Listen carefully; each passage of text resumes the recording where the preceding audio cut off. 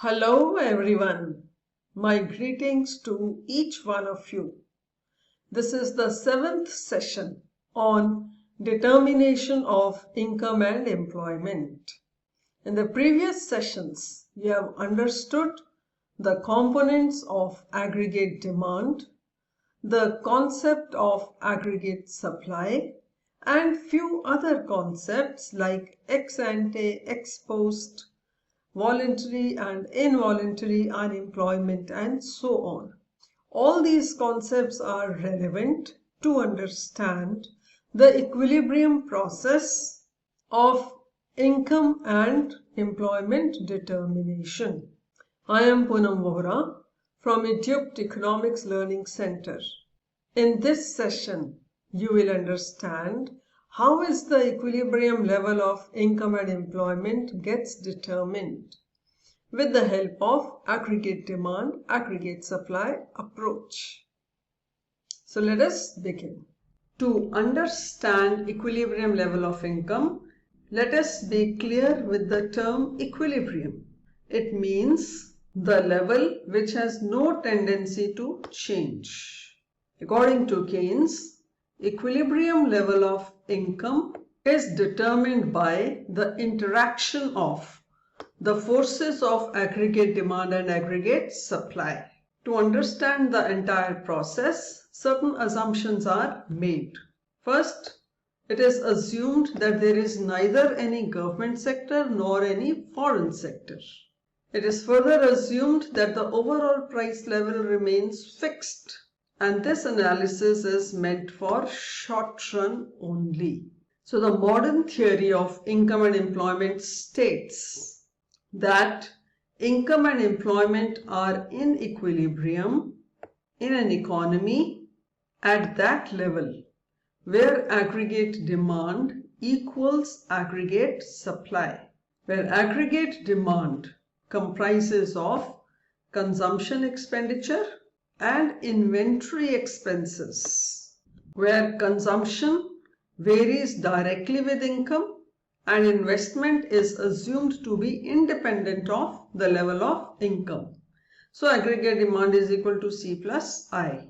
Aggregate supply is the total output of goods and services produced and is depicted by 45-degree line. Since income received is either consumed or saved, aggregate supply is equal to C plus S. So equilibrium is where aggregate demand is equal to aggregate supply. That means where investment is equal to savings. In case there is any deviation in the process, then readjustment begins so that equilibrium is restored. So equilibrium is where aggregate demand equates aggregate supply, but there is a possibility that disequilibrium takes place. In that case, either aggregate demand is greater than aggregate supply or aggregate demand is less than aggregate supply. In either of the cases, readjustment takes place so that there is equality in aggregate demand and aggregate supply, and equilibrium is restored. Let us understand the sequence of events that take place when aggregate demand is greater than aggregate supply. It implies that buyers are planning to buy more goods and services than the producers are planning to produce and sell. Since households consume more, it would result in undesired and unplanned reduction in inventories of unsold goods.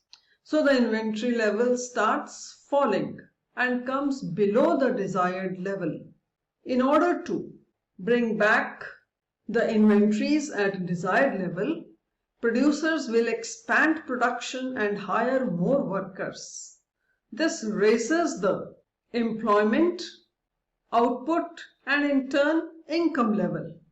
And this will continue till the economy reaches the level of output where aggregate demand equates aggregate supply. This brings the economy back to equilibrium. Now assess yourself. A statement is given here. You need to identify whether it is true or false with justification. If in an economy savings are equal to minus 20 plus 0.4y and income is 2000 crores, consumption expenditure for the economy would be rupees 1180 crores and autonomous investment is rupees 40 crores. MPC is 0.6. Is it true or false? Justify with calculation. All the values are correct. Savings are given as minus 20 plus 0.4y, where y is 2000. So by calculating this equation, one gets savings equivalent to 820 crores. Now, at equilibrium level, y is equal to c plus s. Y is known, s is known. It is easy to find c. Y 2000, s 820. So consumption would be 2000 minus 820, that is 1180. This is what is given. Also, one knows that the summation of marginal propensity to consume and save is equal to 1. Marginal propensity to save is given as 0.4. So by substituting 0.4, one finds that MPC is equal to 1 minus 0.4, that is 0.6. So all values are correct. So the statement made is correct. Now let's see what happens when aggregate demand is less than aggregate supply. It means buyers are planning to buy less than what sellers are planning to produce and sell. As a result, the inventory level starts rising and moves above the desired level. This leads the producers to cut back on production and lay off workers. This reduces the employment and income levels, and this downward trend continues till aggregate demand once again equals aggregate supply, and this brings the economy back to equilibrium.